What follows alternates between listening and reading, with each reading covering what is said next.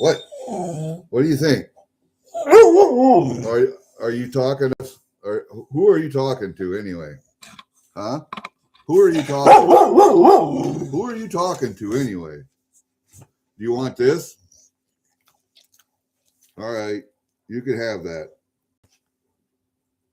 You can have that. I suppose you want more now.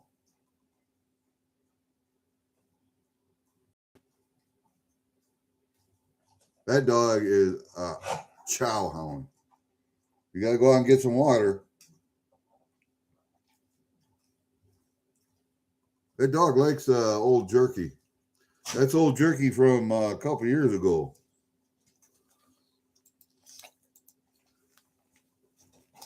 Yeah, I got a big bag of it right here. So she gets pieces every once in a while. See, I go like this. Oh, yes, you old chow hound. Here, you want this piece? There you go. All right, that's all now. That's it. You had enough. Oh, I'll put one more back up here. That bag was full. Hey, happy Martin Luther King Day, y'all. I walked all the way out to the mailbox. Hi, Kevin. Hi, AZ. Walked all the way out to the mailbox, and it all got colder than hell last night. Snowed, blew. I thought I'd have to push snow this morning, but I didn't. So me and Pfieffer walked. Come on, you're gonna come up here. Come up here. Now you're gonna sit down there, you old girl. She's getting to be a little old now. What's she, 10, 11, 12, something like that. You're starting to get there. Yeah, you're okay. You're okay. Yeah. You want one more, don't you? All right. Just wait. Just wait. Stay right. Can you lay down? Can you roll over? No, lay down. Roll over. Oh, you're good. I know you don't have room down there. You're good. You got it. And she's wearing her new coat I got her for Christmas.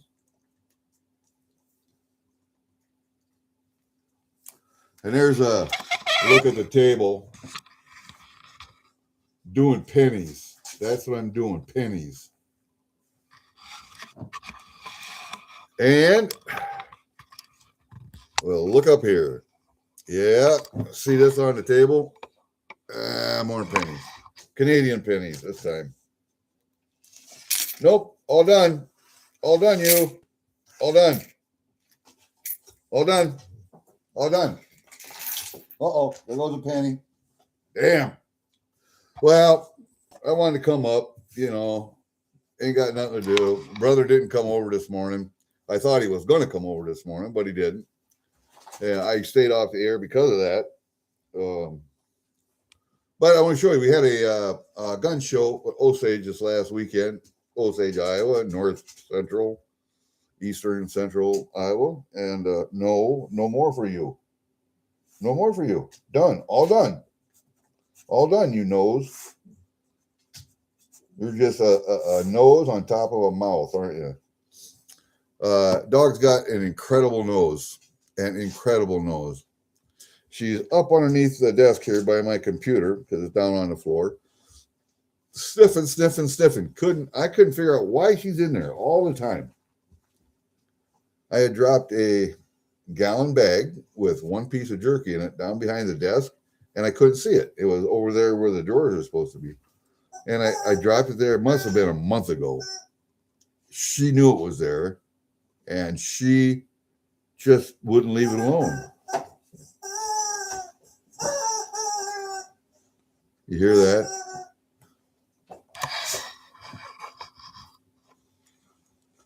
See that yellow thing? That's a rooster. Get that rooster.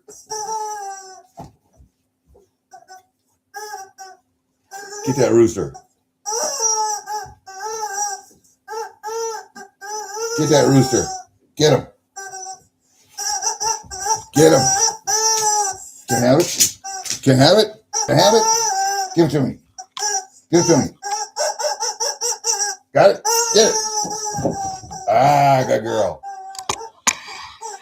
One of her favorite toys is that rooster that makes noise like that. It's annoying as hell, but it keeps her entertained. It's really kind of funny. What do you got? You want me to have it again? No, you're not going to let me have it, are you?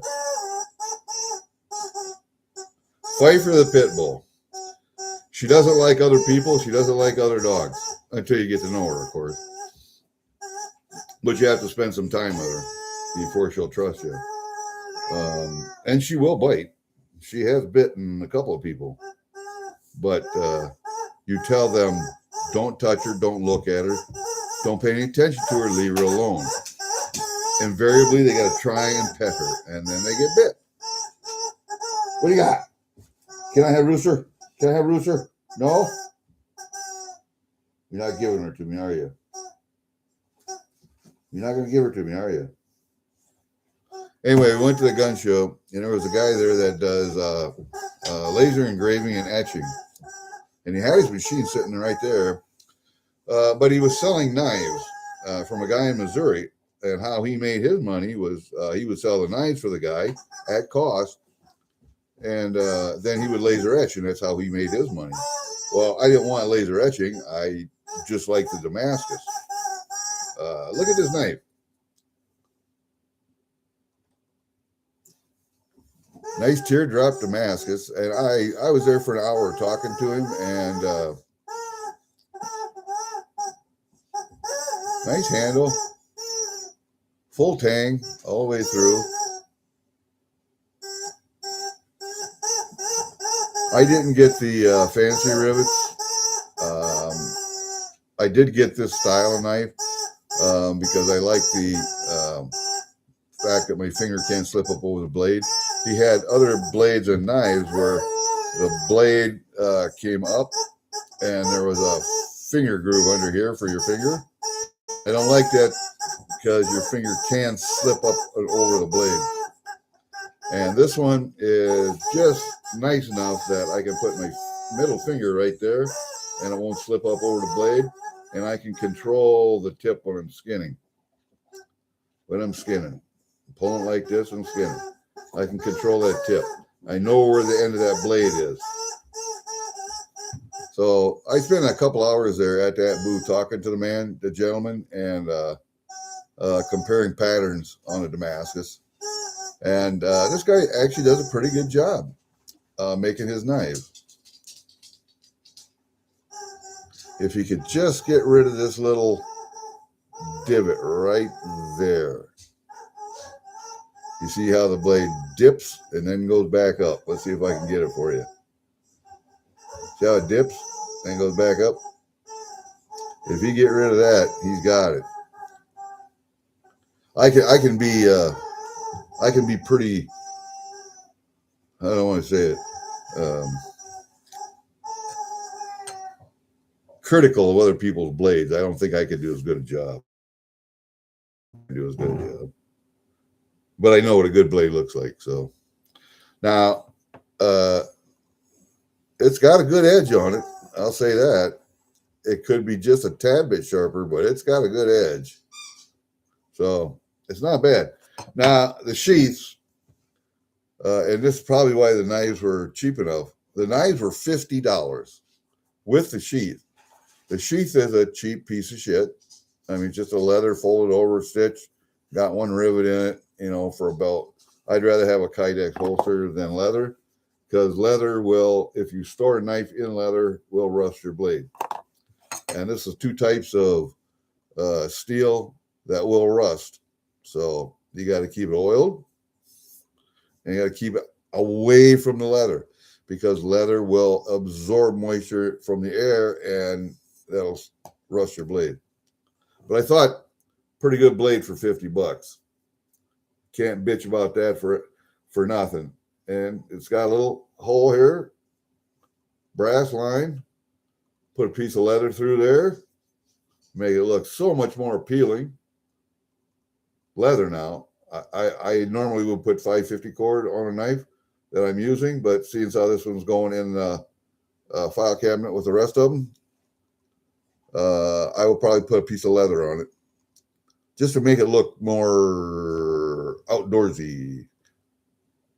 But nice blade, nice knife. He did a real good job. Little file cuts on the top just for a thumb rest. Don't really need them, but they look neat. They look neat. So, yeah, he did a pretty good job. File work is good. The file work is good. The Damascus is wonderful. I spent an hour comparing patterns on knives, different knives. Same style, different knives, just different patterns. And I chose this pattern because of the raindrop. I like the raindrops on this one, both sides.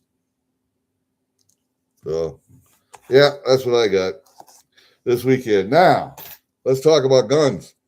One gun there I wanted, and I really thought hard about breaking out a credit card for it, but I didn't. $1,700 M1A, brand new inbox, fucking nice wood, new leather sling, just beautiful.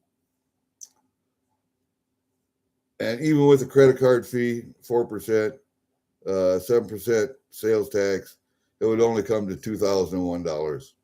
Man, I was so tempted. So tempted. Yeah, he probably did over sharpen it, but I did not pull the trigger on the M1A. I really should have, but I didn't.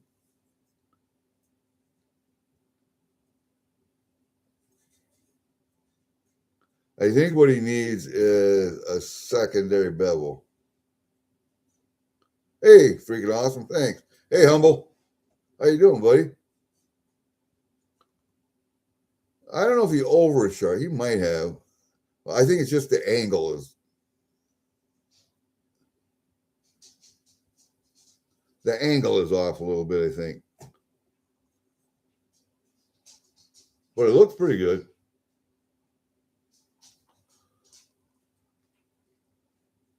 For a guy that's just making knives in a home shop, that's pretty good.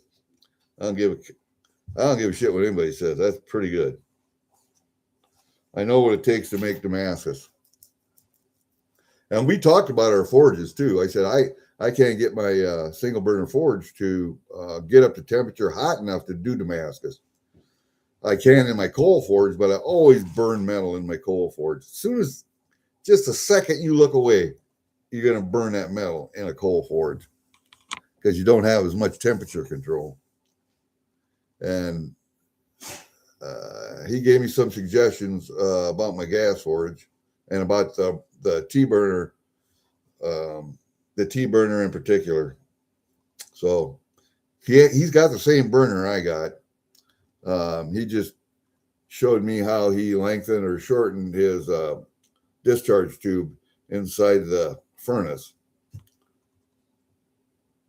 to get more or less draw. So I'm gonna experiment with some different things and see if I can't get a little bit more temperature out of it. Because I can get it up to on the verge of yellow hot. I mean, orange verging on yellow. I can get it that hot. I just can't get it yellow. Because it's got to be that hot.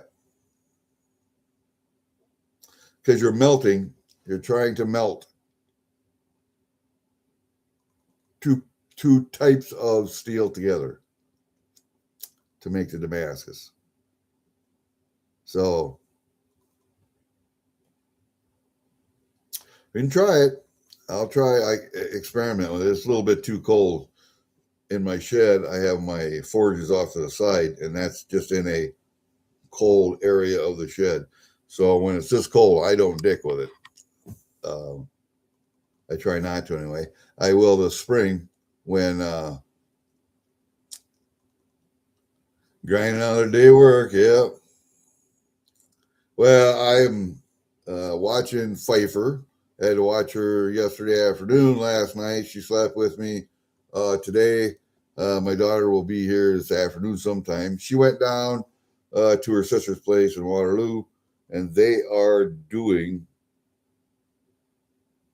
What are they doing down there? Something where it took two of them. I don't know what they're doing down there. Anyway, she asked me about sharpening scrapers, and she was looking up a sharpener on eBay or Amazon. And she says, I need a file like that. I said, dear, they're not selling a file. That's just a regular crosscut file. What they're selling you is that little piece of metal that holds hold your blade at a particular angle, and the file rests on it and then scrapes it like that. That's what they're selling you. They're not selling you the file. Well, if they're selling you the file, fine, but that's just a regular crosscut file. I said, bring me your blades. I'll put them on a belt sander. We'll sharpen them.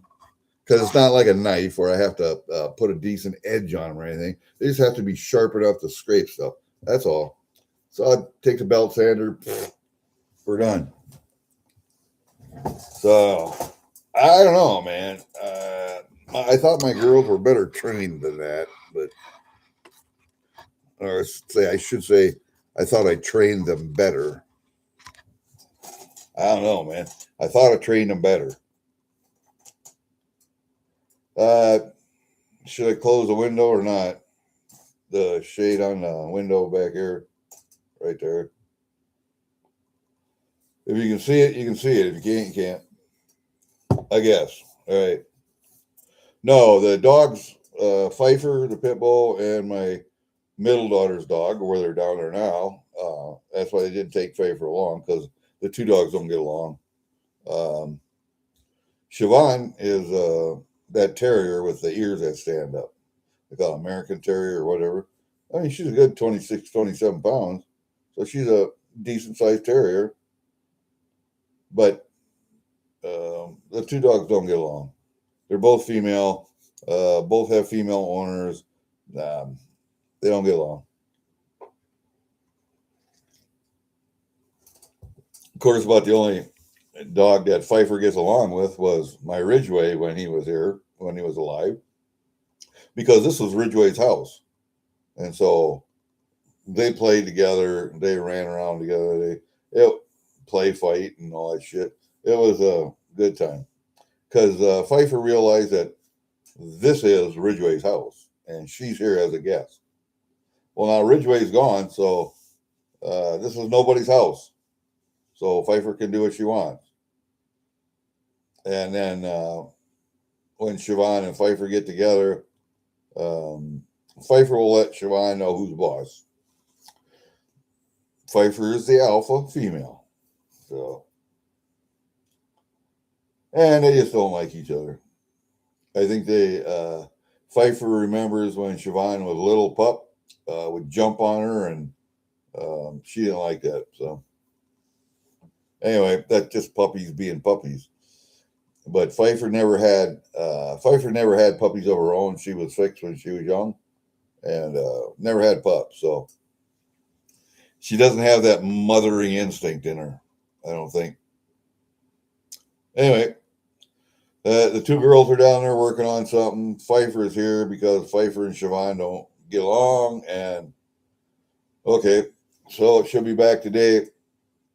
She'll have to go back to work tomorrow, I guess, and then, or both of them will. And Pfieffer will leave this afternoon. And then John, my neighbor, who's in the National Guard's got drill this weekend.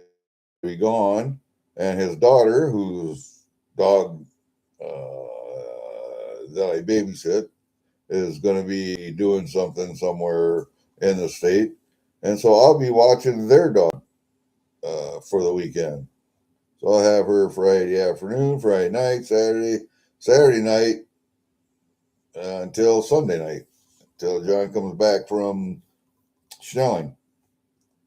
Fort Snelling up Minnesota. He travels a couple hours to get 3-4 hours to get the drill, 3-4 hours to come back. So, and then the guy that was doing the laser engraving at the gun show, he had these laying all over his table. And they said, you know what, that's a pretty good idea, because he's got his business, phone number, address, and stuff on the back. They said, yeah, go ahead and take one. They said, you got a card or anything? He says, those are my cards. He says, if you have a paper card sitting out here and have a stack of these, he said, what will most people pick up and take? They'll take one of these. So there's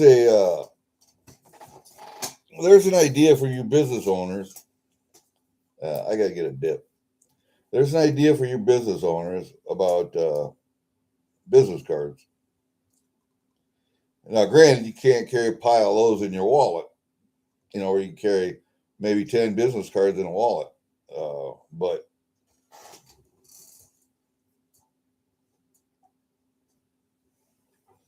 the pause that refreshes.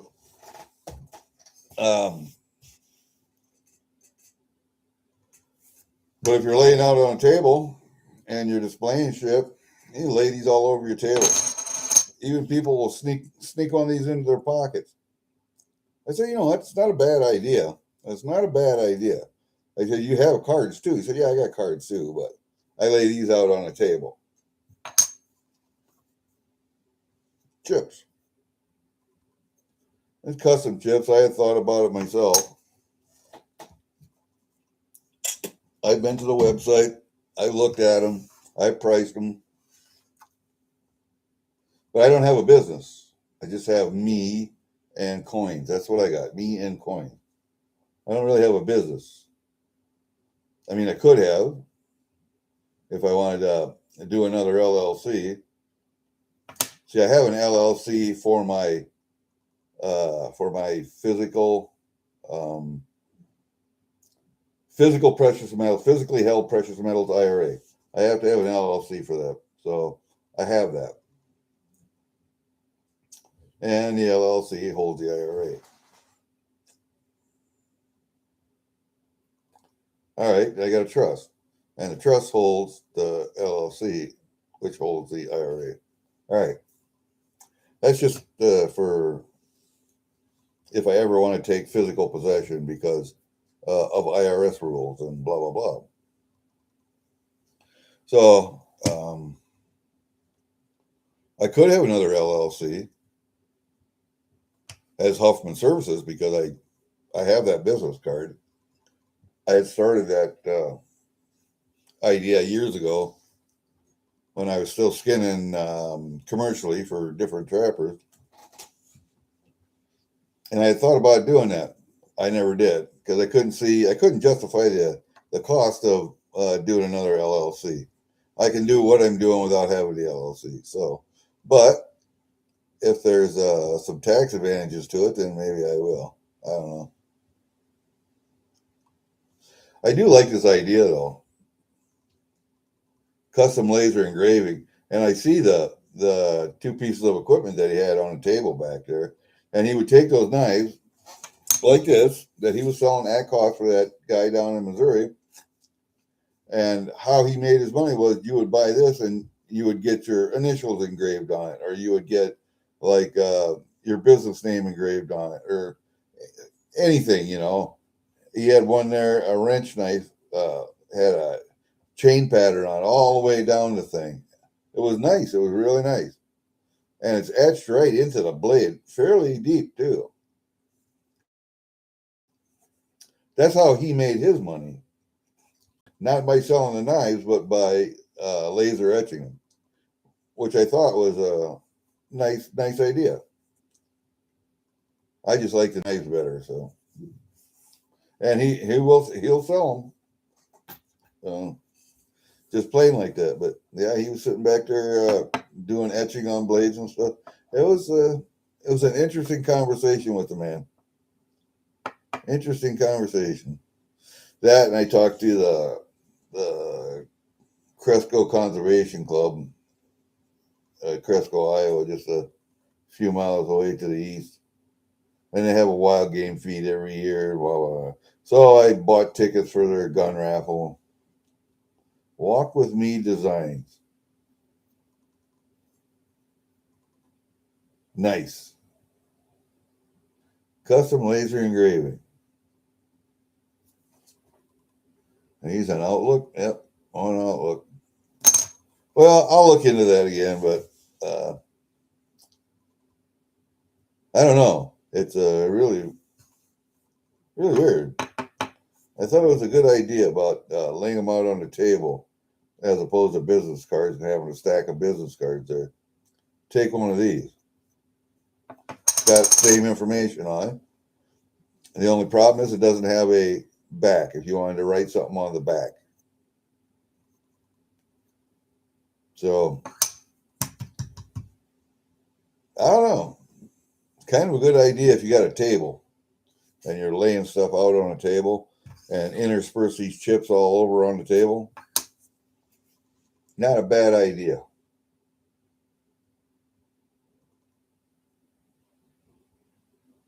Not a bad idea. Oh, we're doing some pennies here. I'm transferring from one book to another.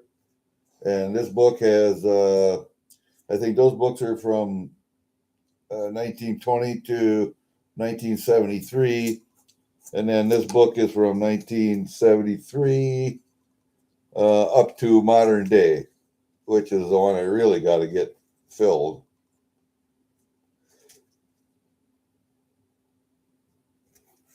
And then I have that 1975 silver penny. I don't know where I got it. Somebody silvered a penny, and I got it, but right there, yeah, on both sides too. It's a 1975, nothing special, but it's silver plated. So whatever. So we'll do that. Then in that bunch of pennies that Mike sent me, there was this one in a capsule, in a square capsule like this, no label, no nothing. But I looked at it and it's a King George V. It's a 1921 1-cent piece. I don't see anything special about it at all. I don't see anything special about it at all.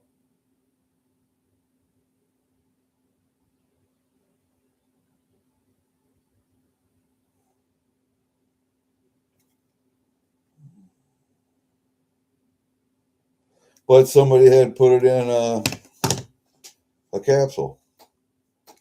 Now, a capsule like that, I'd put a 1/10 ASE or something like that, or AGE, sorry, 1/10 AGE in there, but I wouldn't put a penny in there unless it was a special penny.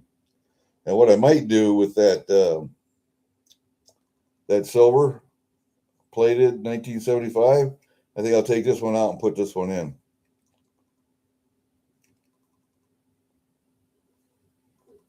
And then I'll just put this one in a 2x2, and because I have other 1920s, it's not like that's a big deal. Or a 21. What is it? 2021. 21. Now, what was it? They made a 1920 large penny and small penny, or 21? No, you didn't make a 21 large penny. So it has to be 20, large and small. I think that's what it is. What do you got there, bud? See what you got here. Oh, your pocket. I saw that. I saw that the other day, dude. I looked at that. Yeah, and that's all it takes, too. You know, and people throw away such good shit.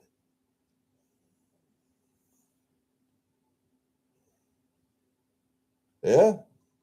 Is that all you do is concrete saws, or do you do other construction related equipment too, like compactors and uh, air chisels and shit like that, hammer drills, and you know,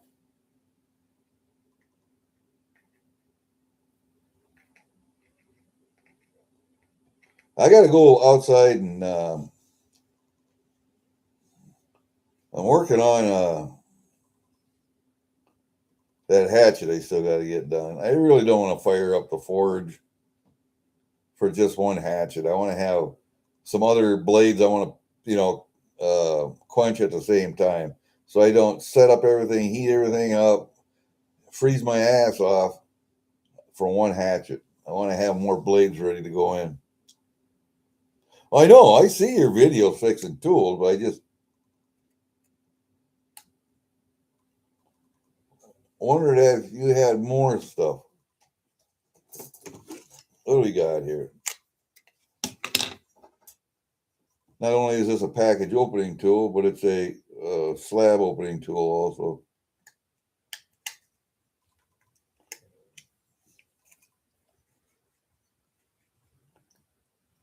Come on. There you go. There you go. Here's your penny. All right, let's get that other one out of here. Where is it at? It's over here someplace. Let's take that penny out. We will put that one in a separate bag. Like that. We'll keep that penny in there like that. And then what we're going to do is we're going to take this silver one out of the book. I got it taped in there. I didn't want to lose it. And what we'll do, man, look at that. Yeah, all that tape. I made sure it was taped in there pretty good, though. Full of staples, because I can use those 2x2s over. And see, all you got to do is full of staples.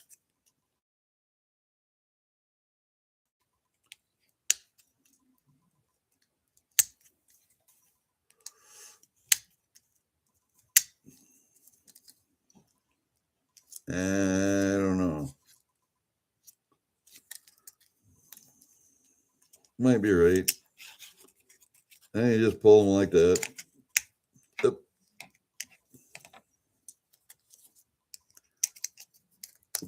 Yep. There you go.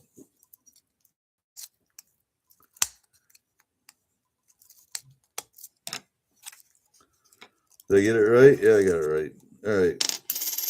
Pull it out of there like that. And we're going to put it right in here like this.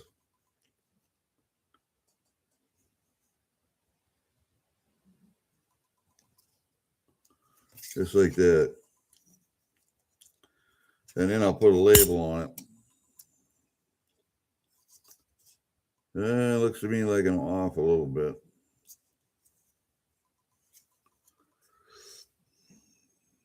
I don't know. That looks pretty good. What do you think? That looks pretty good.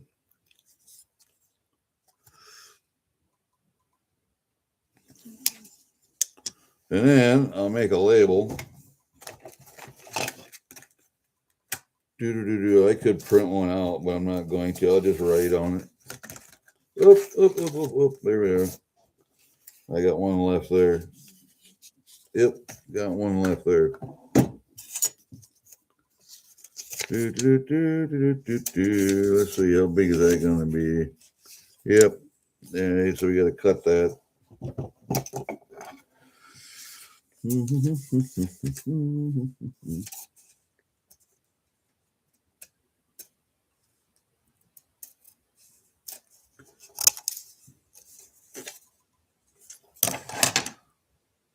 And let's see.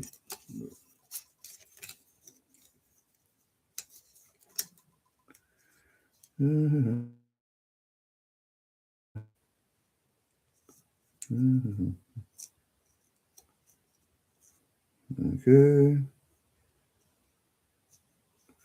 All right. Let's see kind of where we got to be.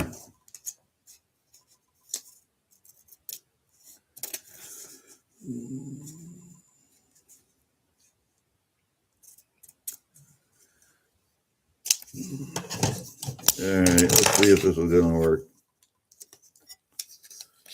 Do, do, do, do.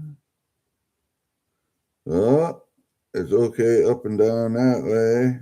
You gotta trim her up. Trim her up.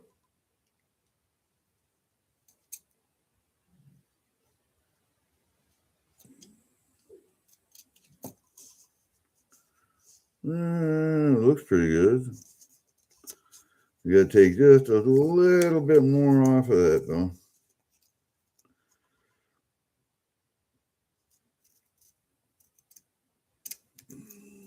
All right, now let's see.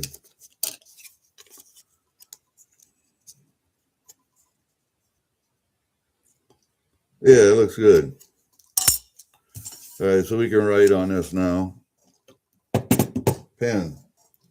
Need a pen. I need a pen that writes.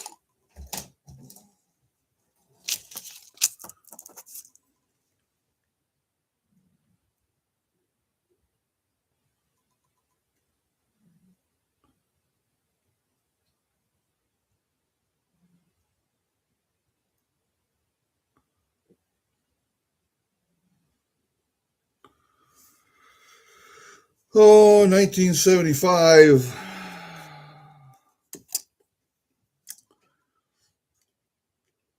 Quote unquote. Silver.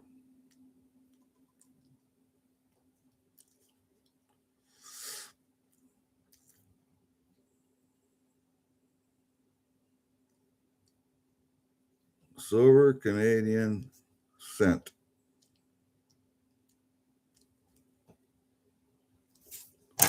Just like that. And then what we'll do, because I'm not going to take the sticky part off of it, I'll just cut it so that it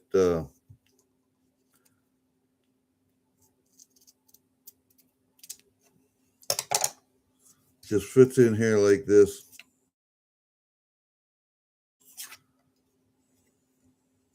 Put the capsule. Don't want to move that around. Just like that.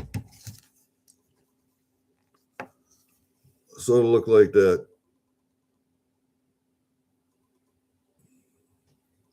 I can always take it apart and redo it, but yeah, there we go. So that's going to be. That's close. I'm going to make it for. Oh shit! And then I just dropped some staples on the floor. There goes one. I got it. Never mind. Trash. All right. Here we go.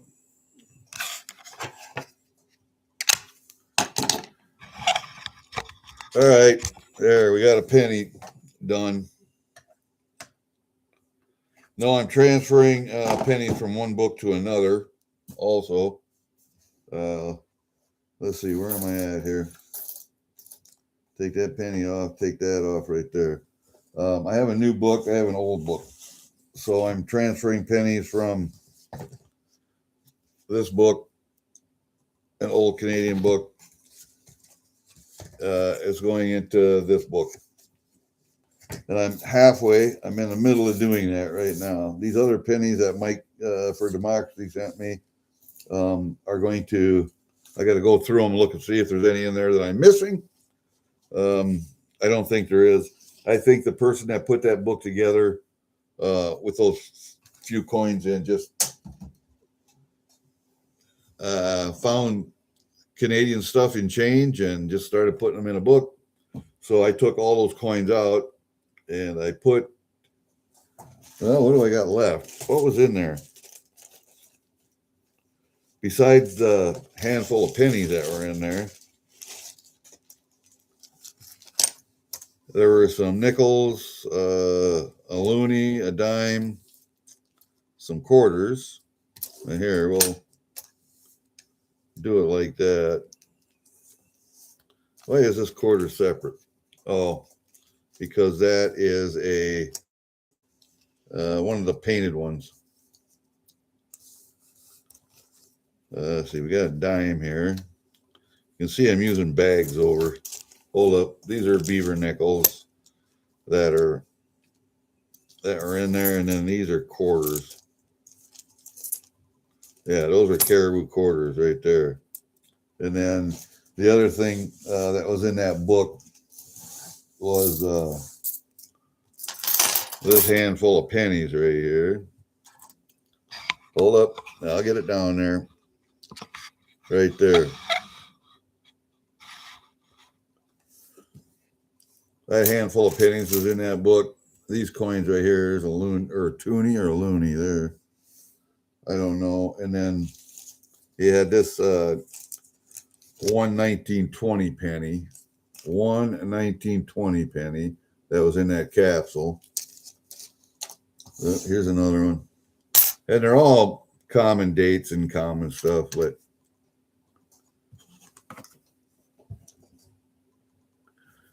'66, 91. That one I can probably use.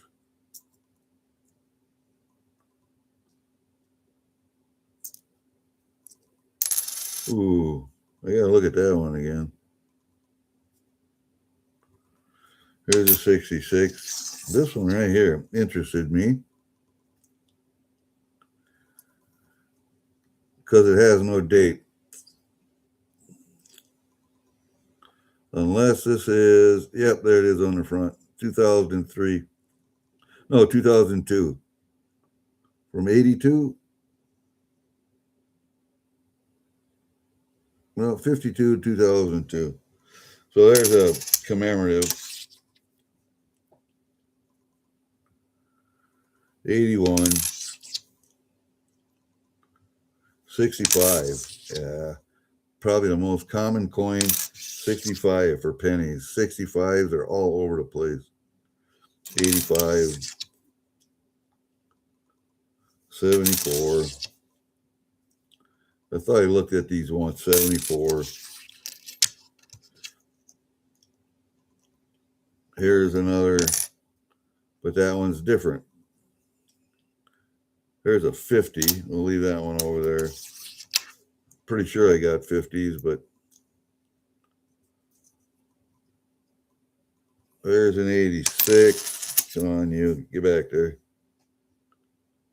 64.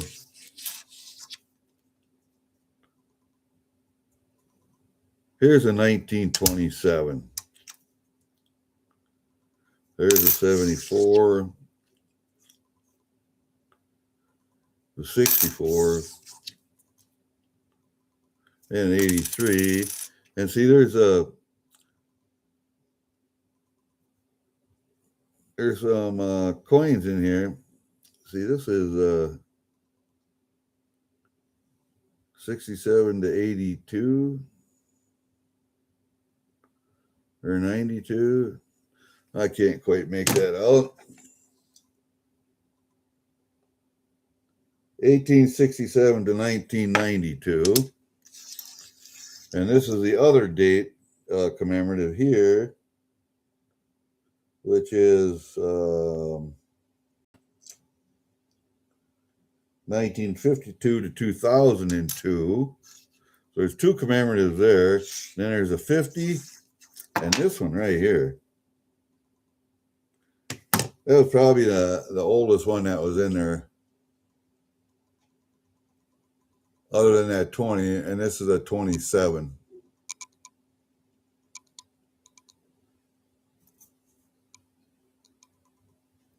So there's some interesting coins in there, but there's nothing special. And then you got this 1920. But other than that, I think I'll put these here. I like to keep the commemorative. And if I have more than I would need for a book of commemoratives, I usually keep them. I usually keep them separate. So there we got pennies. And those are the other pennies. This one is a toonie, I think, or a loony. Loony. 1988 loony. Nothing special there. This is a, hold up a second. This one, I have a set of these. It's damn, I can't make out what the hell that thing is. Little pink, I don't know. You guys tell me. That little pink, shit. See if I can get it right there, like that. I know what I have. I know I have it in my other set of quarters, but. And then we got a little blue nose dime.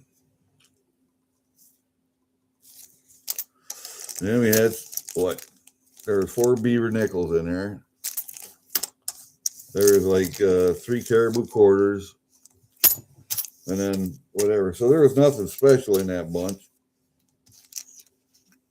that I didn't already have. But it was nice of Mike to send me the book, because I took all these coins out of that book and I put all my provincial tokens, like my, I got my half pennies, my pennies, trade dollars, tokens,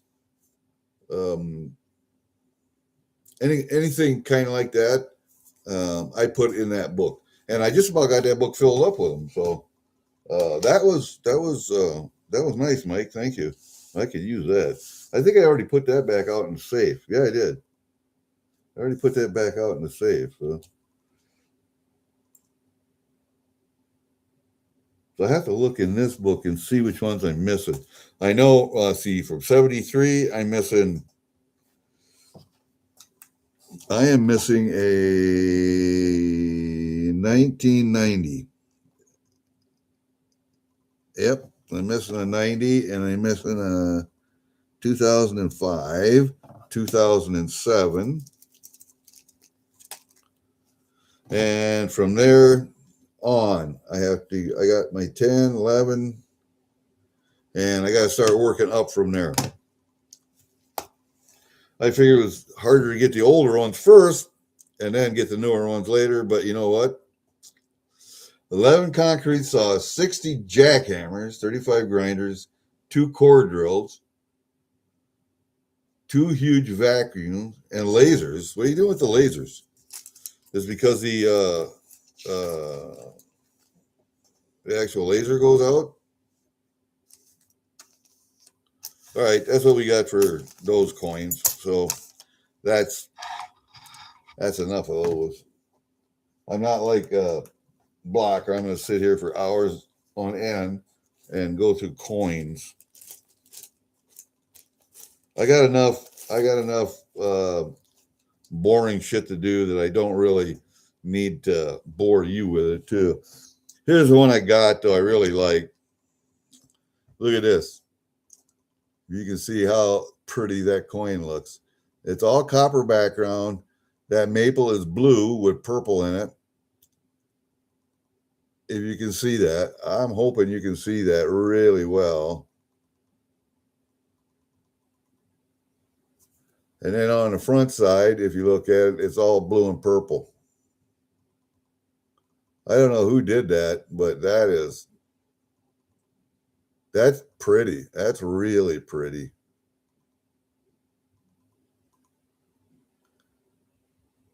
That's really pretty, man. I don't know who did that, but that copper on the back is cool with the blue and the purple maple leaf.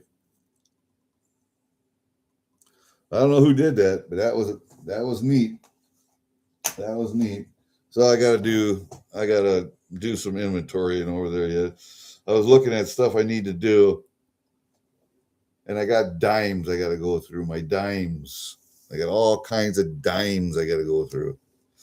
The quarters I got pretty well straight, 50-cent pieces, dollars. Beaver nickels I gotta go through yet. Beaver nickels from my 1920 on, because I have a whole book full of no, they're not full. Of my old fish scale nickels. And then when they ended onward, that's the one I got to get looking at. I don't know, man. Level lasers. Oh, okay. Level lasers, yeah. Most people, laser goes out, dump them. You know what I need? If you find one, I need it doesn't necessarily have to be a laser, but an angle indicator, digital angle indicator. Digital, though. I don't need one with a needle. I need one, or with a bubble. I need one with a digital output so I can actually read the number. It don't have to be big either, just a small one. I suppose I go buy one, but it's like I needed turn this down a little bit. I needed a spot weld something, and I tried it with my wire welder, just spotting it, turning down the feed, turning down the heat a little bit, because tin's not that thick, and I burned through the tin. So I managed to get the hole filled. I ground it down. I went to Harbor Freight. They have two spot welders, 110 and 220. I didn't need a 220. I don't need anything that big. So I got the 110 for like $159. I'll probably use it one fucking time and that'll be it. But I have it now in case I need to spot weld something. And I just needed to make a little grease box for underneath that grill that I bought, or that I picked up and fixed for my daughter. I need a little grill container, or grease container for underneath. And my brother gave me the tin. He had a bunch of tin laying around. So, oh shit, that'll make a nice grease box. So I cut it out. I bent it. I need to spot weld it now. I tried the wire welder, didn't work. And so I went to Harbor Freight and bought the spot welder, set it up, and you know what? Works. Reverse polarity? No. I got a stick welder that's regular polarity, 220. What is it, a Forney? Might be an old Forney. I'd have to look. I got a stick welder that'll weld just about anything. Don't have a reverse polarity, and I don't know why I would need that. Why would I need that? For welding what? And I have a 110 wire welder that's either gas or gasless. I got it set up both ways. Replace the wire sheath and all that for using it with gas, and it works with non-gas the same way.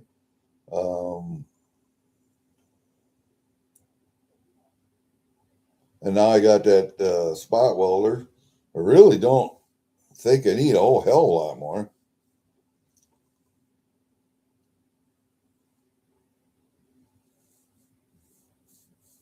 Graphite cutting rods, and then reverse the polarity.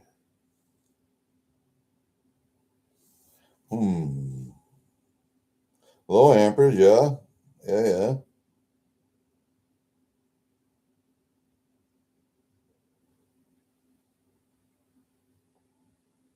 Graphite cutting rods, though. Never heard of them.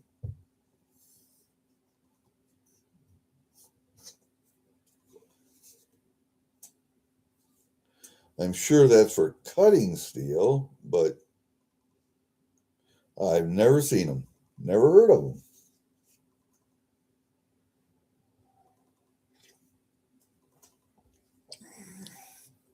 them. That's interesting.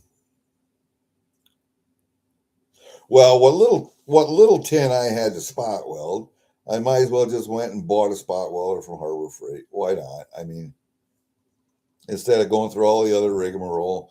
And all it was is for a little grease pan that goes on a grill. That's all it was for. So you had four corners. I had to spot weld, a couple spot welds in each corner. Done.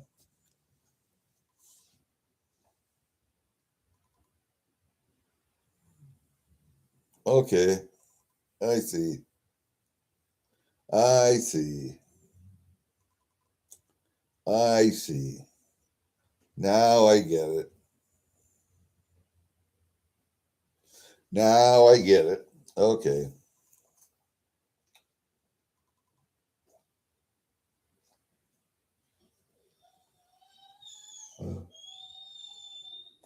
Well, my brother would be the one to tell me about all that. He works. He used to work for a company called A to Z Drying in Osage, and he was a the head maintenance dude, and he would, I mean, build massive shit, tracks and all that fucking stuff. Small torch tip flame looking welder. Ah, I wonder. I'll go to Harbor Freight's catalog and take a look, see what they got. Harbor Freight's got a lot of shit. You know, a lot of their hand tools are, Chinese junk. Chinese steel is not good steel, and a lot of their equipment is throwaway stuff, like their 4.5 inch grinders. I'll buy the ones that are on sale, the $30-$20 ones. I'll buy 4 or 5 of them at a time, take them home. I'll beat the hell out of them until the motors explode on them, until they burn up, take them apart.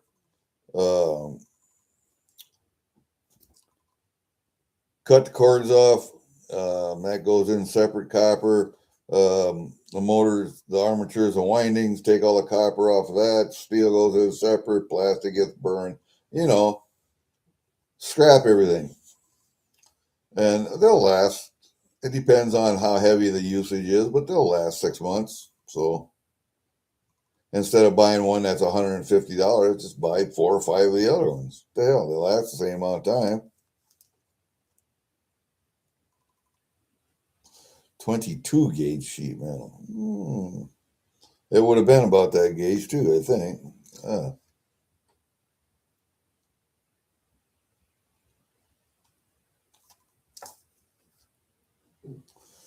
But it's pretty specific to that gauge of tin. So somebody obviously thought about it and experimented and figured out what they could do to weld that, because that's what they were working with all the time. So, hey, Seth, hold up, buddy. Let me turn you blue.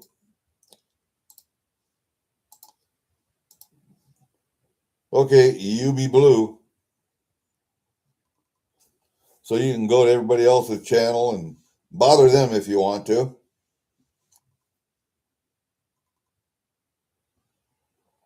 No, I forgot today was, and it was on last night. Oh, I was on Steve Looking for Silver's stream last night, trying for a win. I wanted to get on Meg's bank race. I tried and tried and tried all night. Fucking didn't win one. So I spent a pile of money and didn't win anything. And they had mentioned, oh, it was your birthday, wasn't it, Seth?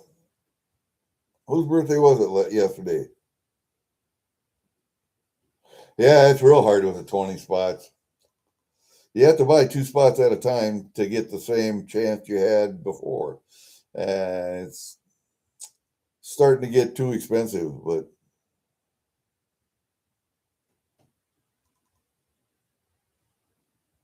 it's either more money, less spots, or more spots, same amount of money. So, whatever. I know. Yes, it was your birthday Saturday. That's what I thought. Happy birthday. Because Steve's stream was it's somebody's birthday. It's birthday time for someone, something like that. So I went in the chat and I said, "Happy birthday, someone." I didn't know. You're tomorrow, freaking awesome. Good. Then I'll do a stream tomorrow for your birthday. HB's was yesterday. There we go.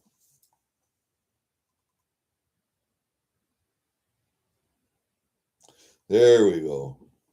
So many birthdays for you guys, all right in a row. So we had Seth, we had HB, and now we got freaking awesome. Wow. Let me see. What was it 9 months ago? What was happening? Well, see, back up. March,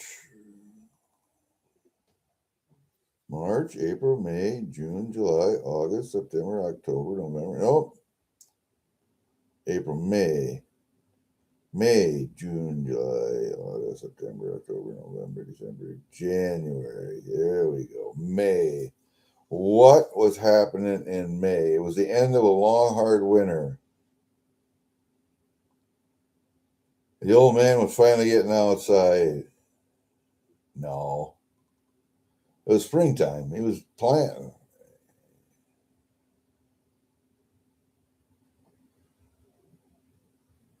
I don't know. A lot of times you can track birthdays and you go back 9 months and see what was happening geologically or socially or whatever was going on at that time. Where people were having more sex because of those parameters. It's weird.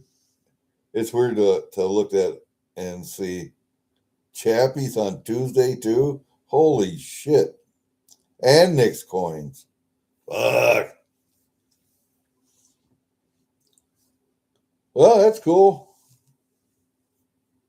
There had to be something happening. April and May of the year before that was causing a lot of pregnancies.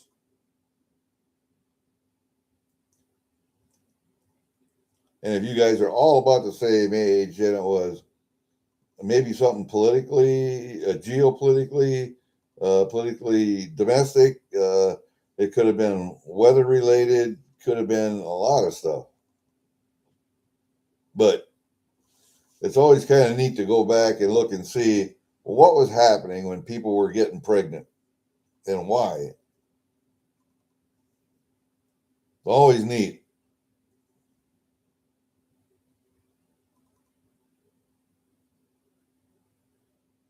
Kind of makes you wonder. It really does. Did the rest of you guys haven't seen this, but I was at the gun show in Osage, and there was a guy selling these knives for $50. And how he was selling these for another guy in Missouri that makes them, and he made his money by etching them. If you wanted your initial or name or company logo or something on a knife, but the knives are very well made. Look at that Damascus, nice teardrop Damascus on that.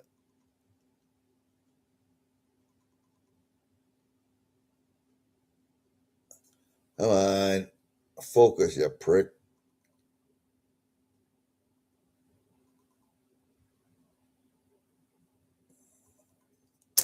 All right. It doesn't want to focus up there. So we'll focus it down here.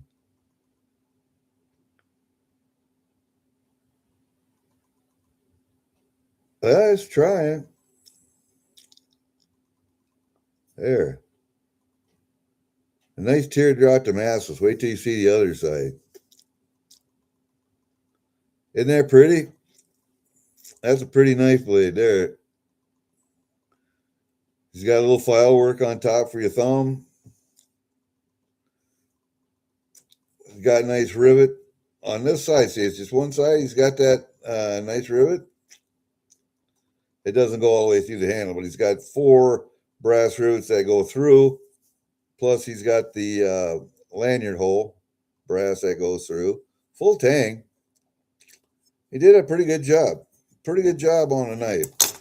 The sheath is kind of cheap. But what do you expect for $50? If I got a nice knife out of it, I'll take that. So yeah, I thought that was a good deal. And you know me, I collect knives, so I had to have a knife.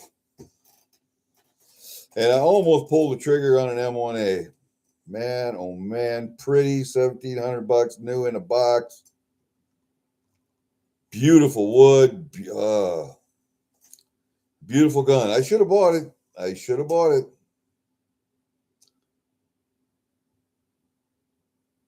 It could have been a whoops, but that's all. That doesn't explain a lot of bursts at that time. So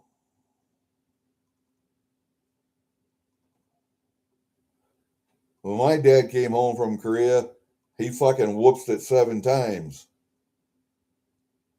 I mean, all of them about 15 months apart, too. Just bang, bang, bang, bang, bang, bang. And when he died with cancer when he was 33. My mom was nursing uh, my youngest brother. Oh, sheets aren't hard to make. It's a piece of leather folded over. He ran it through a stamping machine. I can see that. He ran it through a stamping machine. Put a little, I don't know, put some pretty little crowns on there or something. And we got a machine. He just stitched that, but it's just 2 rivets. You see, rivet and a rivet, and that's pretty cheaply made. But you don't make your money on the sheaths. You make your money on the knives. Well, you put more time and effort into the knife than you do the sheath.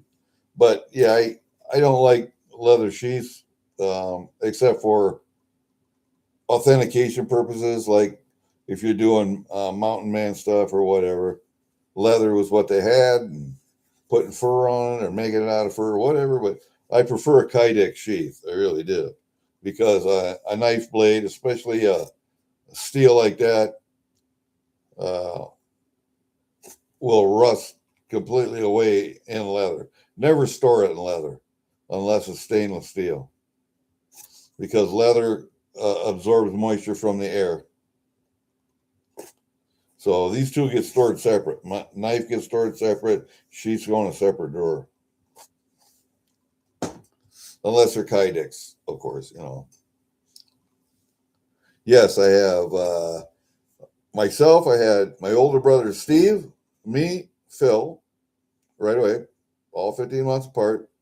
Then took a break for a year, 18 months. And then Linda, Kathy, Debbie. So 3 boys, 3 girls. Should have stopped there, but he did. Went for another one. Got the 7th one. Got another boy, Brian. And then he died. And left my mother with 7 young children to take care of. And she did for a couple years. She did a good job. Yes, government, powdered milk, government cheese. What else do we have? I can't remember. Oh, powdered eggs. But my mother's family and my dad's family all lived close to us. I mean, a couple miles away, mile away. And so we were at their place a lot. We were at their places working, helping, being taken care of. So we had a lot of family support. And she had his Social Security and VA death benefits. So, and then after 2 years, she started dating another dude that my uncle introduced her to from work, from where they were working at Oliver, and they got married after a couple years, and then they had 1, 2, 3, 4 more of their own. So there's 11 of us. They had a boy, girl, boy, girl. And they stopped there. I think my mom was just tired of having kids. I actually was old enough when the last one was born um, that I was trying to convince her to go for 12, an even dozen, and she wasn't having it. So, powdered water. Just add water. No, we had a lot of government food back in the day. I remember the big blocks of cheese too, especially. Big fucking blocks of cheese, 4 inches by 4 inches, 6 inches by 6 inches, 5 inches, I don't know. But goddamn, big blocks of cheese. We ate a lot of cheese. Cheese sandwiches, macaroni and cheese on everything.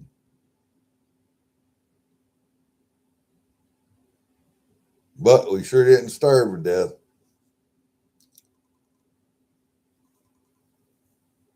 Oh, oatmeal too, government oatmeal. Yeah.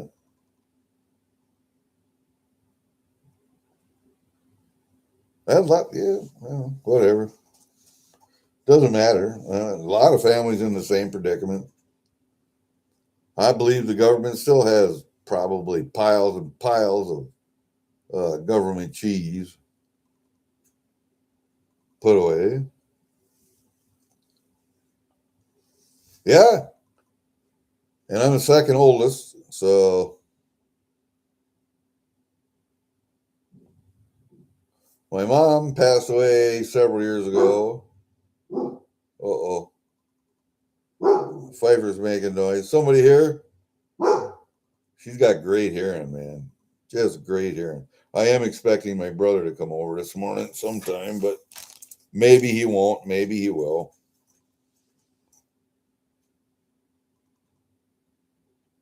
And she probably just heard somebody go by on the road. That dog has phenomenal hearing, and she's got a phenomenal nose for a pit bull. Man. Anyway, dogs amaze me with their nose all the time. The one that I'm going to be babysitting, Holly, the neighbor's dog, she's a golden doodle. Pretty good sized dog. Stands up twice as tall as that pit bull. But and she's a runner. Man, is she a runner. And she's got the nose of a hunting dog. She's got that golden retriever in her, and you can tell. She's got a nose on her that's second to none. She would be a good bird dog if someone would train her. But right now, she doesn't like deer. She'll take off after deer, and she'll chase them for miles. And that needs to be trained out of her because you can't have that. She would make a good bird dog, and she would make a good a coyote dog if somebody would want to train her for that. Because she could run down a coyote. I'm pretty sure of it.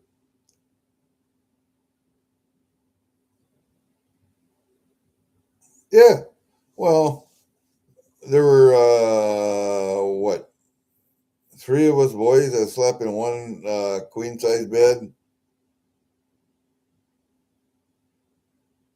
And then we started to get too big, and then one went to sleep in another bed, a single in the same room, and then it was us two on that one bed.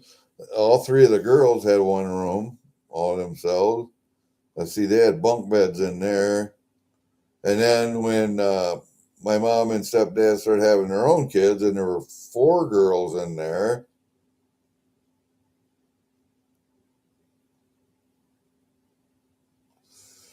And so we had four bedrooms upstairs. And so there were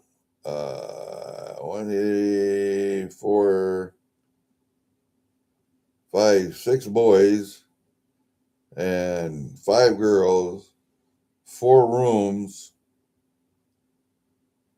But either the youngest or the oldest got moved out, and they were in, I think it was the youngest, and they had their own rooms, but they were either a storage room and a bedroom or mom's sewing room and a bedroom.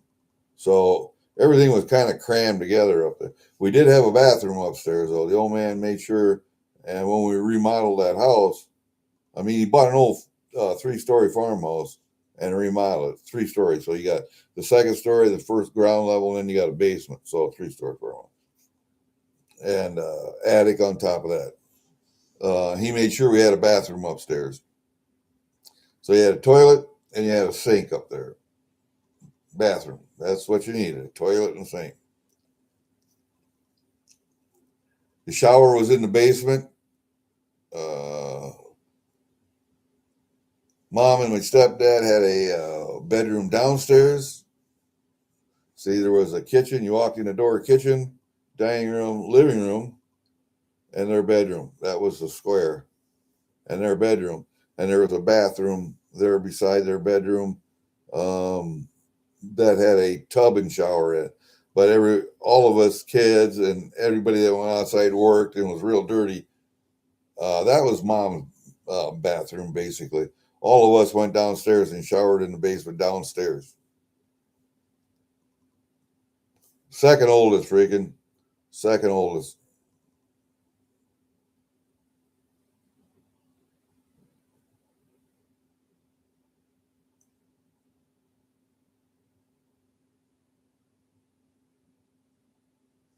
Yeah, well.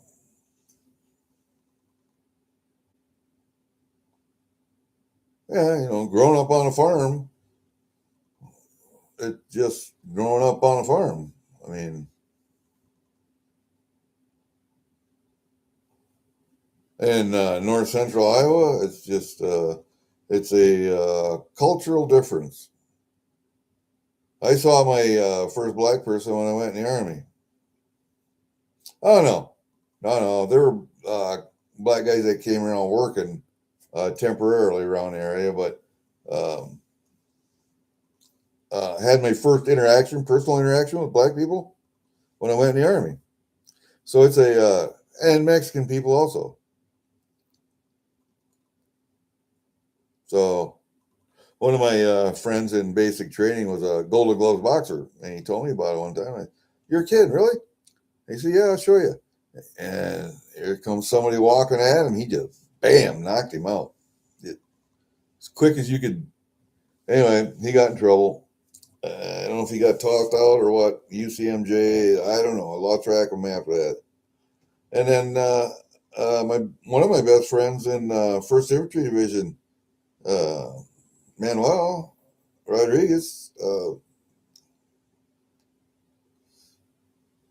I protected his ass at one time, and he protected mine. So,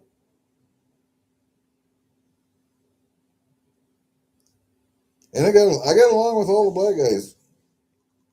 Well, you treat people the same as you want to be treated. That's all. So, not a big deal. Not a big deal. I never have had any difficulties with any other cultures. Never have.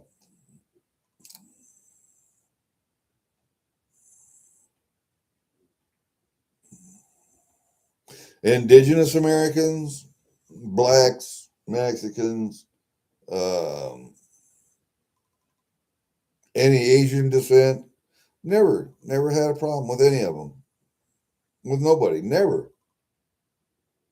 And I think it all boils down to you treat other people the same as you want to be treated. You treat everybody with a little respect, and you get a little respect back. That's just the way it goes, man.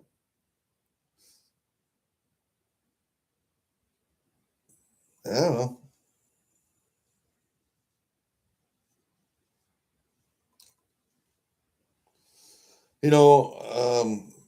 When people prove to you by their actions what kind of a person they are, you can choose to validate that person or to have nothing to do with them. And that's up to you as an individual. If somebody's a piece of work, a real piece of shit, you can choose to befriend them or not. I choose not to. If they're a real piece of shit, I choose not to have anything to do with them. Um, it's not that I'm going to hate them or disrespect them. I'm just not going to have anything to do with them. That's all. That's all. Just choose to go the other way.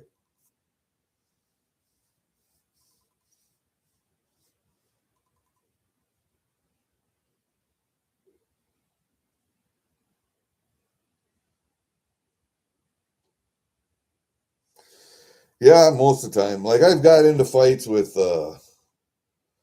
indigenous Americans. I've had them steal money from me.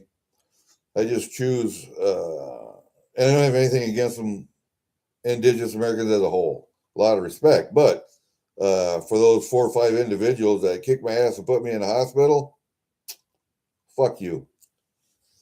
But you know that's has nothing to do with their heritage. It has to do with them as an individual. So they chose to do that. So anyway, that's it. That's all. That's it. Hey Walter, how you doing, buddy? I got a knife. I got a new knife. Had to show people. Nice Damascus. I got a nice Damascus knife made by a guy in Missouri. Nice teardrop pattern on it. Nice blade. Fairly good edge. Nice rivets, handle, everything.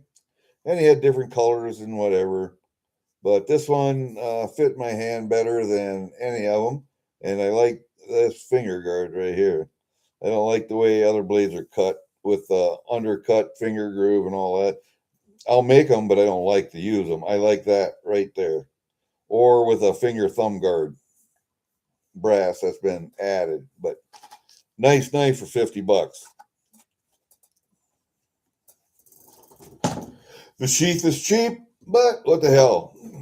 The knife is what you're after. You're not after the sheath. I can make my own sheath, so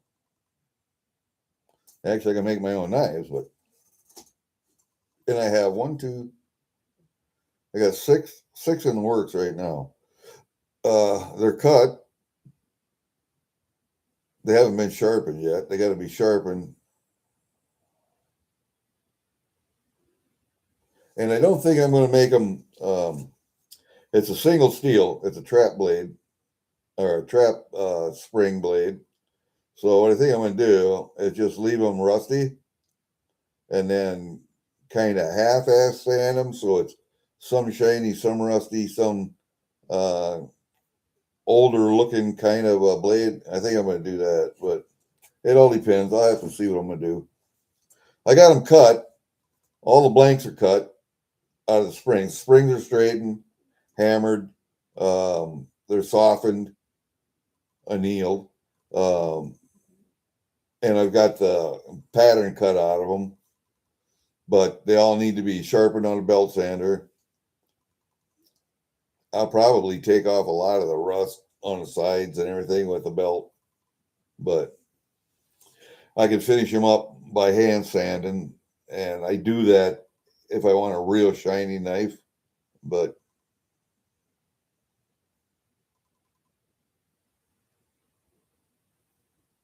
it depends, you know. I'll show you the one I did make for the old man. I got it back, but I probably showed you this before. Ah, God damn it. Of course, it wouldn't be sitting right here, would it?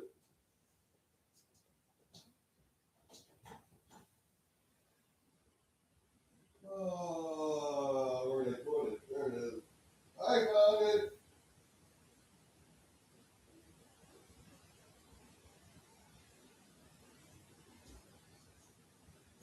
I found it.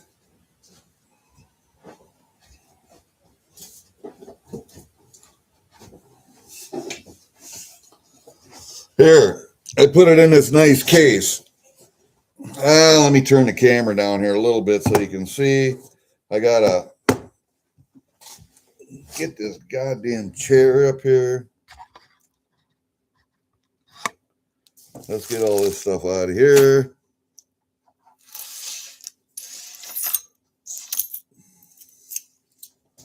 Put all that over there. Put that back there. Get this out of the way. this is actually a case for something else, but I turned it into a case for this knife. The case is not something I want to show you. This is what I want to show you. I made this for my stepdad. He had a piece of steel he had got from where he worked at the Oliver Tractor place, and so I made a knife for him.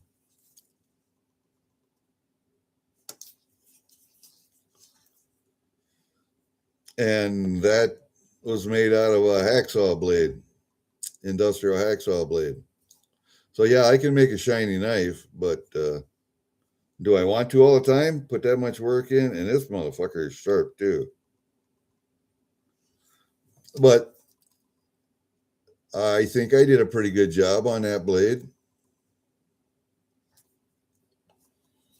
And it goes all the way up and through. I put a couple pieces of walnut on it. I put 4 brass pins in. Might not be as polished as some other people's blades, but I'll put this blade up against anybody's.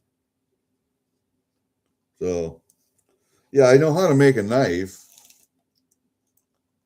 I know how to make Damascus.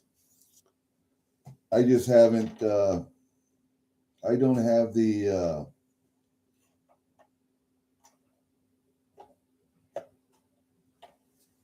I don't have the heat I need for Damascus right now. There you go. So it's not like I don't know how to make a knife. I know how to make them.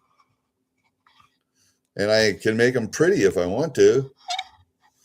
And as far as handles go, I did that one with walnut. But I can make, I can buy handle material and put different handles together like this guy did, and put different handle materials together with liners here. I can put liners here or whatever. I can buy all that. Same thing with the mosaic pins and the brass throughs and all that. I can buy all that. Not a big deal. But I wanted that one to be what I made and a piece of metal that he had.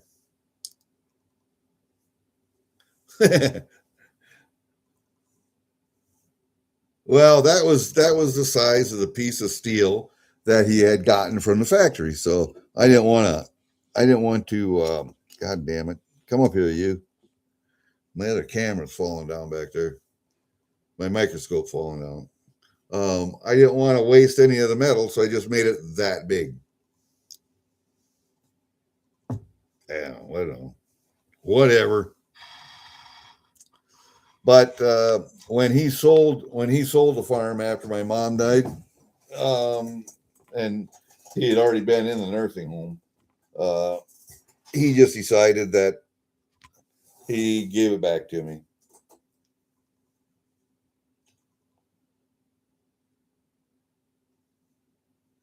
So, yeah, that'll probably go.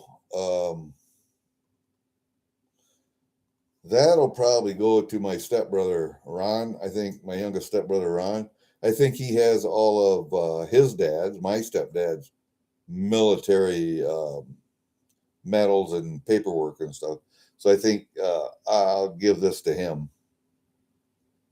I think I'll give that to him. Now my dad's medals and flag from his casket and the paperwork that I have for him will probably go to my younger sister Deb, the one that's just older than my youngest brother Brian, or Brian will get it. But even those guys, Deb's 60, what, 2, 3, 3 or 4, because she's retired too. Brian's still working, but he's 60. So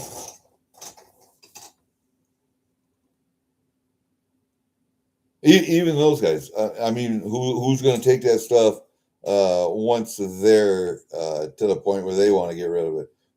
There's nobody left who's going to want that stuff except maybe grandchildren. I don't know.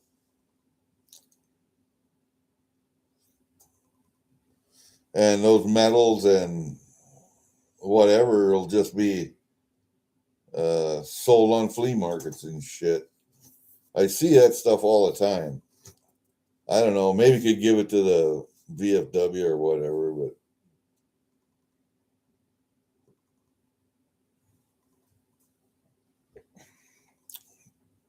I don't know.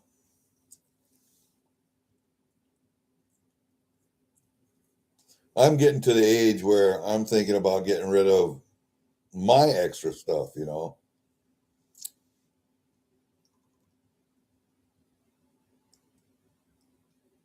Because I'm 70 in July. I'll be 70. And realistically now, just realistically, I got 10 to 15 years to live. I could live longer, I could live shorter. But realistically, life expectancy scale, I got 10 to 12.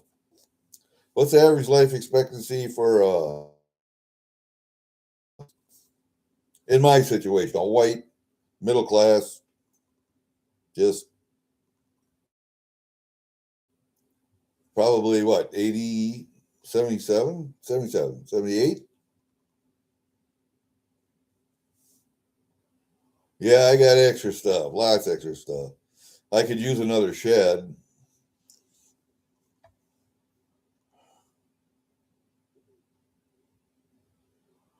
Freaking awesome. But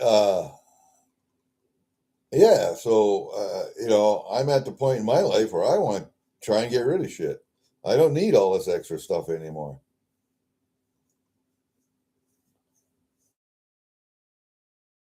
Stuff, extra trappings. I got rid of a lot of trapping stuff.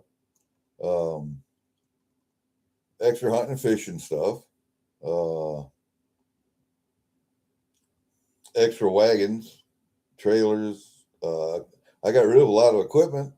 Disc, plow, uh, my little tractor. I still have my bigger tractor, my 35 horser, 38, 35 horse. But I'm holding on to that because I rebuilt it with the old man, my stepdad. We rebuilt it, overhauled it, and everything. And when I bought it, and it's an antique, pretty much. It's an Oliver 770 with rounded fenders. Doesn't have it squared off. It's got the rounded fenders, so it's one of the early ones. It had a power steering, factory power steering front end, which I took off. I put a Quaker loader on it. I bought and put a Quaker loader on it, and with a narrow front end and a full load on a loader, it really kind of hard to steer and a little tippy. So I bought a wide front end from a guy up in Wisconsin and put the wide front end on it. We didn't have the gears to make it power steering. So the power steering unit's still on, it's just not hooked up. Okay. But with a wide front end, steering is so much easier manual, even with the loader on. And so that's what I've done. I kept the narrow front end. I have it. And I could sell it, but I think it's going to go with the tractor. And I haven't, I had an add-on snow bucket made for it. So you just put the regular bucket in, bolt together, and it's a snow bucket. And I have all that. And actually, I could get rid of the tractor because I don't need it anymore, and all the stuff that goes with it. I don't need it anymore.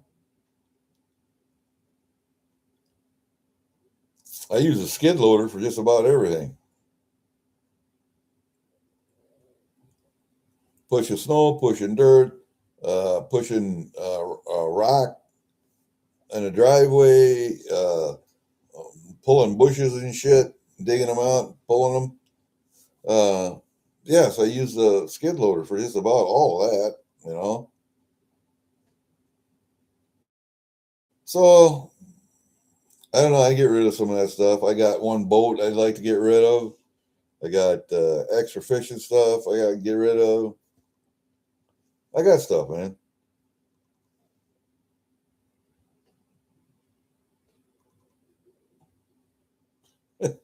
Your spell checker. You and your spell checker. You and your spell checker. All right, we're at an hour and a half. You guys are probably tired of me fucking ranting and raving. So I'm going to text my brother to see if he's coming over or not, because he's usually here by 10. And I see it's a couple hours past that, so we'll see. That, and I think I'll make some steak. I got from P&S seasoning and spices. P&S spices. They have a steak. Sprinkle it on your steak while you're cooking, or you can rub it too. You could let. I think I'm going to do that. I'm going to put it in the bag with this other steak I have. I'm just going to let it marinate in that, and then. So they sent me a sample pack because I ordered 3 different flavors of jerky mix from them. I like their jerky mix, so I ordered 3 flavors from them, and they sent that along. And I tried it on the first half of this I was cooking. I just sprinkled it on, and I'm gonna tell you what, that's got a good taste to it. I don't know what a full jar of that stuff would cost, but oh man, that's good. That's good stuff on steak. Hey, Triple A's here. How are you doing, buddy?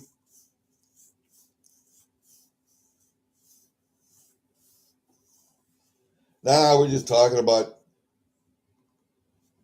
anything. Knives. I got a few coins here.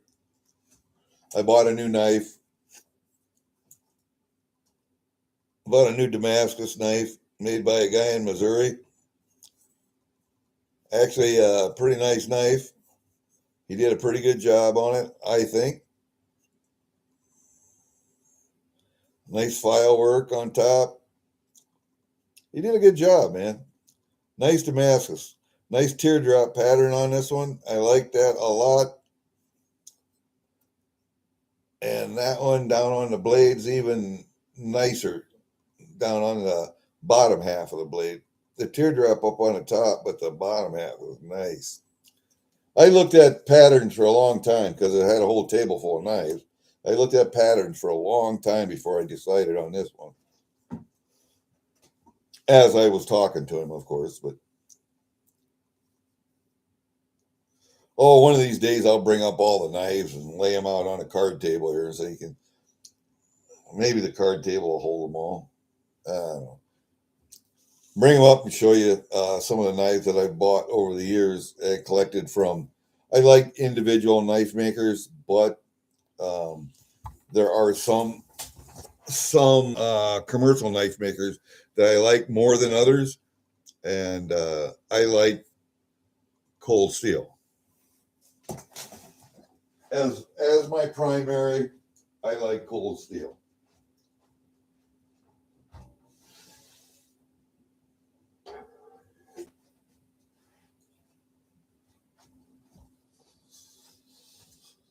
I have 2 Cold Steel knives.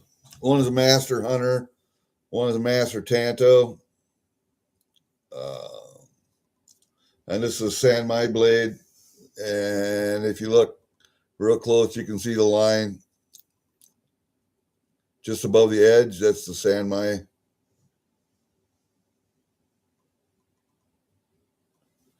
And I like these knives a lot. And see what I mean by a finger and thumb guard. So your finger can't slip up and over on the blade, or your thumb, for that matter. Beautiful knife. Beautiful knife. Tough as hell. I really like Cold Steel knives. I really, really like Cold Steel. And one of these days I'll bring up the other ones I got in the basement.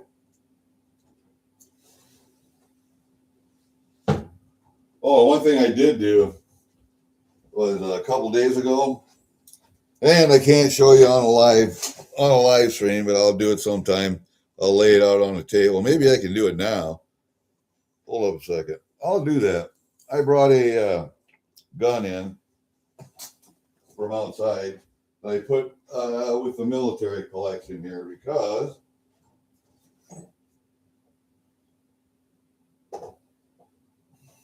there. We'll leave that right there because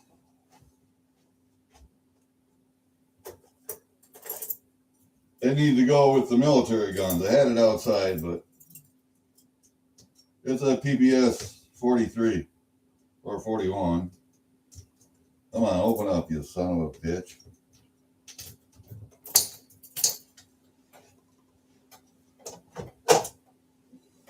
I'm not going to put a magazine in it, I don't think. I got a magazine up here. It doesn't appear.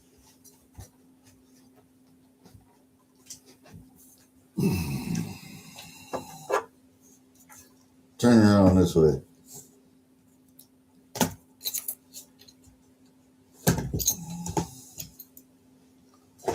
There, let's see if I can do this without getting... Oh, I got to turn you around. Oh, shit. Hey, something's going on. There. Oh, I see. There we are. PPS 43.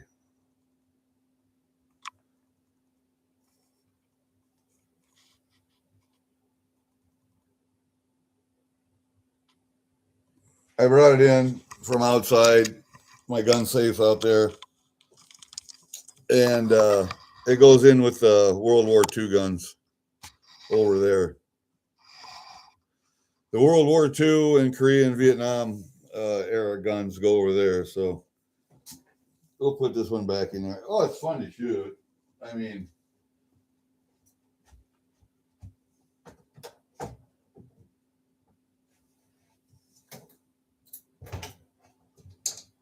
come on.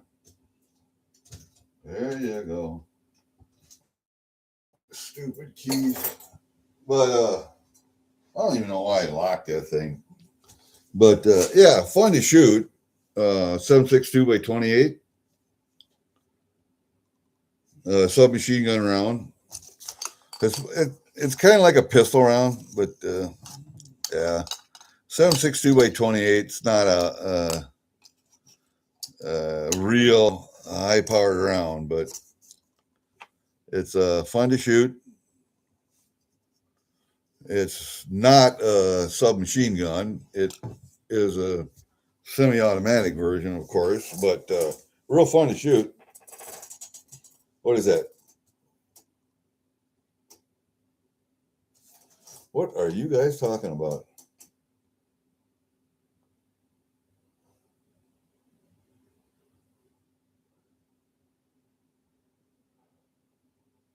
$18-yard bucket. Holy shit, that's a big motherfucker.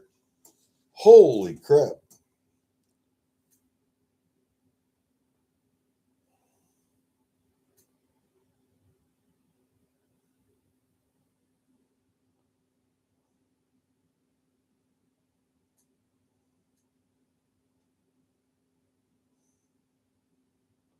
$5 to 6 tons.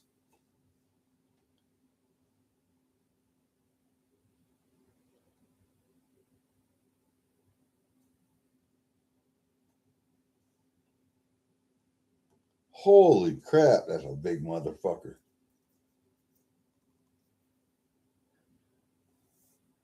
What are the ones that they use at the... So I go to the quarry and get dirt or rock over there in my ton trailer, and they have to use a little bit. They articulated dumper that comes over there, and he only had to take a little bit in a bucket and then just fills up my fucking trailer. If he loaded that bucket full, I'm guessing that have to be 20 ton or better, 30 ton. because that's a big, big bucket. I can imagine how big yours is. Holy fuck.